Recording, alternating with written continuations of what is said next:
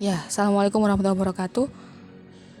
Kali ini saya share materi tentang bab 2 marketing ya, tentang analisis pasar.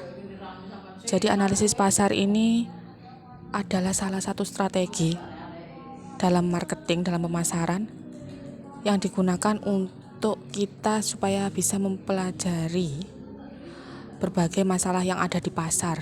Jadi sebelum kita meluncurkan produk, kita harus tahu dulu pasar kita. Pasar kita seperti apa kondisinya, pesaing kita seperti apa, harga yang kita akan pasarkan kira-kira bisa dijangkau, terus produk yang kita tawarkan apakah sesuai dengan kebutuhan konsumen. Semua harus kita analisis terlebih dahulu. Jadi analisis pasar ini merupakan sebuah strategi yang utama, strategi yang pertama. Kalau di buku yang kalian pegang itu ada di mulai halaman 20. Di situ sudah ada pengertian juga di buku kalian ya. Jadi kalau kalian mau memasarkan sebuah produk, kalian harus menguasai taktik analisis pasar untuk kalian memahami konsumen kalian memahami pesaing kalian dengan seksama dan teliti. Ini saya ambil contoh kasus dari produk Aqua ya. Kalian tentu semua sudah tahu produk Aqua ini merupakan salah satu kelompok produk air mineral. Jadi Aqua itu awalnya kan dia saat ini posisinya Aqua sebagai produk market leader ya. Penguasa terbesar di pangsa pasar air mineral dalam kemasan. Tadi awalnya mereka itu dikenal sebagai perusahaan yang dianggap remeh. Ya kenapa? Karena pada saat Aqua launching pertama kali, itu kan masyarakat pada umumnya beranggapan, lah kenapa sih emang sepenting itu ya harus jualan air mineral waktu itu. Jadi Aqua itu waktu itu dikemas dalam bentuk botol kaca ya, bukan botol plastik daur ulang yang seperti saat ini. Jadi awalnya mereka dikemas dalam kemasan kaca. Terus seperti Coca-Cola yang kemas kaca itu, jadi dikerat-kerat gitu satuannya, nanti ditukarkan botol, diolah lagi botol kacanya. Lama-kelamaan mereka berinovasi sehingga kemasannya plastik seperti saat ini.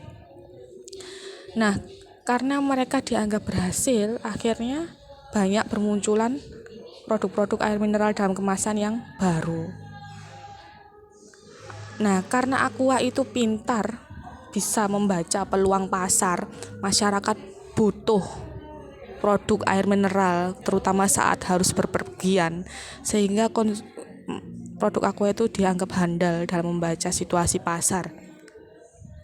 Sebenarnya ruang lingkup analisa pasar itu mencakup permasalahan tentang pengumpulan data. Jadi data dulu dikumpulkan, kira-kira konsumen itu butuh apa, butuh produk yang seperti apa. Kalau data sudah dikumpulkan, kita tafsirkan, kita kelompokkan, lalu kita simpulkan dan kita kendalikan kira-kira produk yang seperti apa yang cocok untuk dipasarkan sesuai kebutuhan konsumen saat ini. Terus habis itu kalau sudah melalui tahapan ini, seperti Aqua tadi ya, Aqua itu kan membaca peluangnya dulu, kira-kira konsumennya butuh apa, ditafsirkan, lalu muncullah ide untuk jual produk air mineral dalam kemasan. Nah, ini selanjutnya ruang lingkup analisis pasar mencakup permasalahan tentang ini ada di halaman 22 ya, di buku kalian masing-masing. Yang pertama, barang dan jasa yang akan dipasarkan. Tujuannya apa? Letak pasar dan karakteristiknya, organisasi pembelian, kegiatan pembelian, perkembangan pembelian, saingan kompetitor yang sejenis ya, ini nomor 7. Dan yang terakhir adalah pola pembelian. Yang pertama, untuk produk Aqua ini, barang dan jasa yang dipasarkan.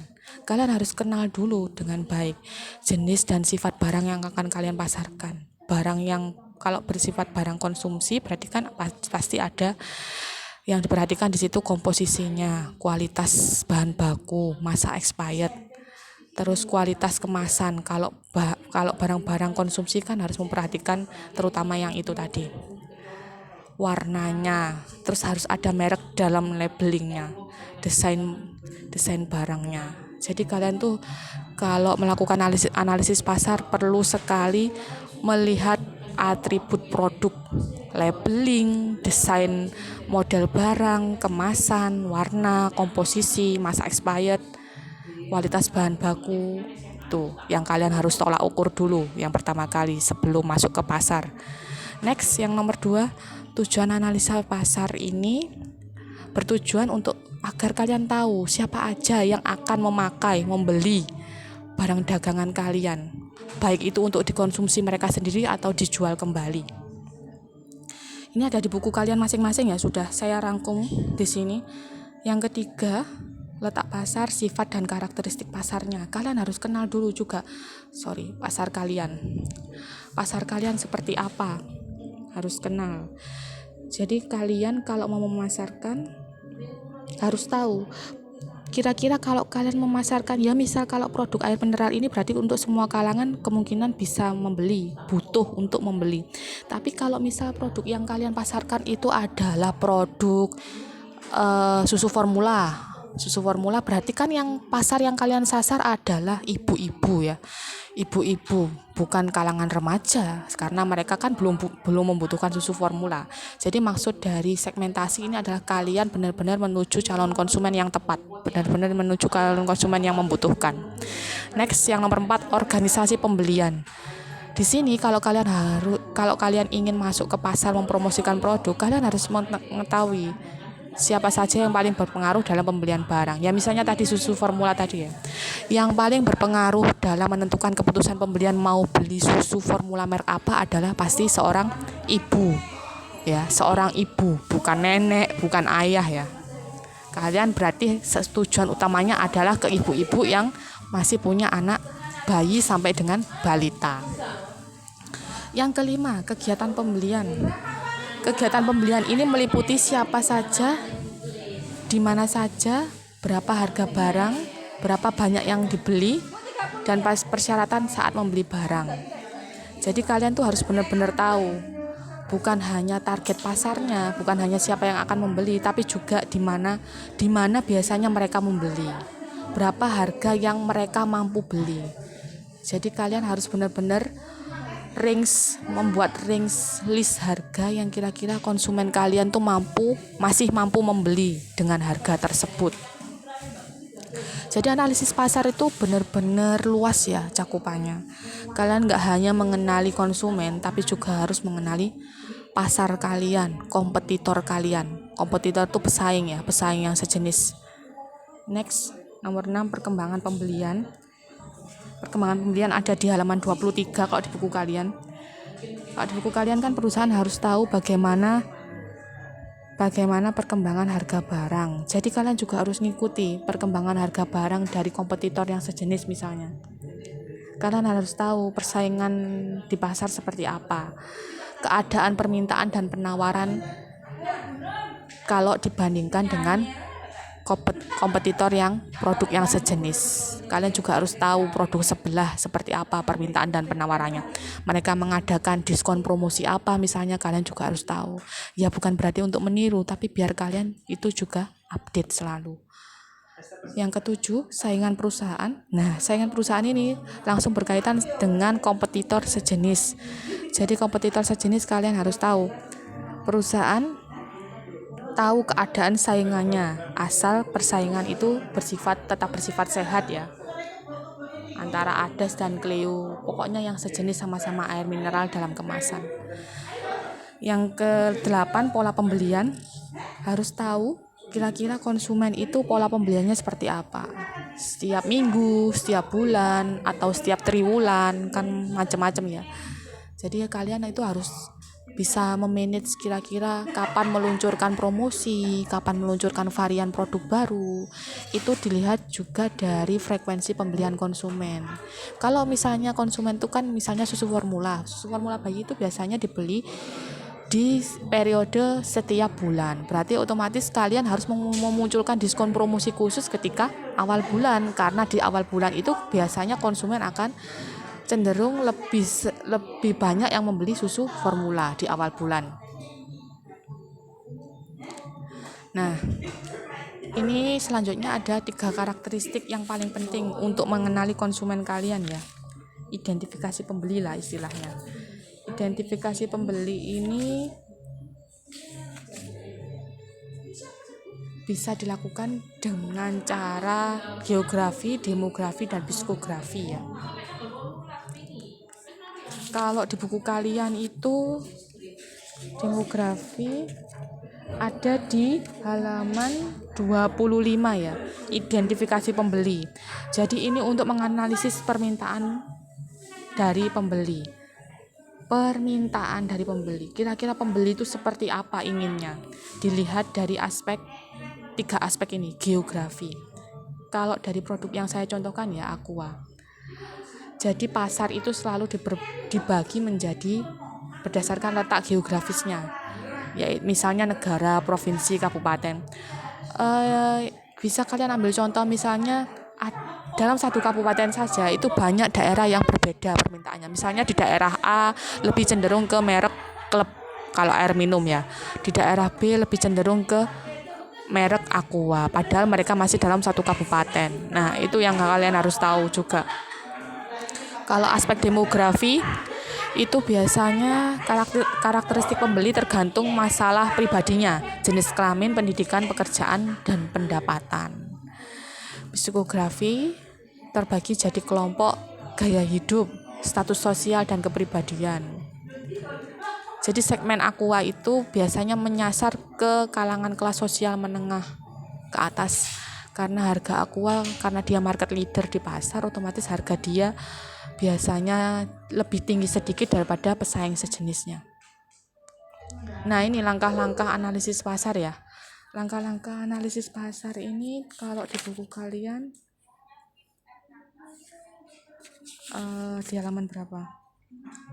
Di halaman 24 ya. Tentukan dulu pasar yang relevan. Pasar yang relevan tentukan dulu. Kira-kira cocok enggak produk kalian itu dipasarkan di pasar tersebut. Terus ikuti sesuai buku halaman 24 sampai halaman 28 ya. Nah, kalau kalian sudah bisa menganalisis pasar kalian masing-masing, otomatis produk kalian itu bisa meningkatkan terus omset penjualan, bisa memperoleh keuntungan yang signifikan, dan hasil produksi juga sangat digemari oleh konsumen. Ada efisiensi modal, jadi modalmu itu nggak terpakai sia-sia. Nah, ini tadi ya. Jadi pasar itu terbagi menjadi sektor-sektor berikut menurut geografis, demografis, ekonomis, fisiologis, dan sosial budaya. Nah, ini kalau digambarkan kedudukannya analisis pasar itu sepenting ini. Jadi apa-apa kalau mau melakukan kegiatan apapun yang berhubungan dengan pemasaran harus melalui analisis pasar. Kalau mau penjualan juga harus analisis pasar dulu. Kalau mau menentukan produk yang dijual, analisis pasar dulu. Kalau mau tahu permintaan konsumen harus melakukan analisis pasar. Jadi analisis pasar itu bersifat sangat-sangat urgent dalam kegiatan segala lingkup kegiatan pemasaran. Nah, ini prosedur pelaksanaan analisis pemasaran. Bisa kalian lihat, saya singkat seperti ini ya. Sepertinya kalau di buku kalian prosedur. Jadi ini ada identifikasi masalah. Kalian harus tahu dulu permasalahannya konsumen itu apa.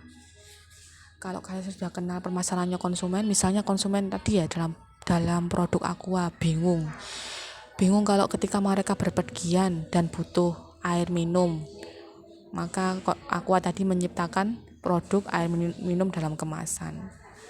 Setelah tahu masalahnya konsumen, kita riset kira-kira konsumen butuh apa. Terus rencana pengambilan sampel keputusan. Disurvei dulu konsumen itu maunya apa, produk yang seperti apa, dikemas bagaimana. Yang keempat, merancang kuesioner. Jadi merancang kuesioner ini berupa mengedarkan lembaran pertanyaan tertulis ke calon-calon konsumen. Harapannya konsumen itu pingin produk yang seperti apa, harganya di kisaran berapa. Terus kalau sudah menyerahkan lembaran-lembaran pertanyaan, kita bisa menganalisis datanya. Kira-kira dari jawaban konsumen di lembaran tersebut hasilnya seperti apa. Konsumen kira-kira mampu ndak beli, kira-kira akan menyukai nggak produk yang kita luncurkan. Dianalisis baru kita bisa menarik kesimpulannya. Ya, kita tutup dulu untuk materi analisis pasar ini. Nanti kalau ada pertanyaan silakan sampaikan lewat WA-G. Saya tunggu pertanyaan lewat WA-G, silakan japri. Lalu untuk tugas silakan lihat di kantong tugas. Terima kasih. Wassalamualaikum warahmatullahi wabarakatuh.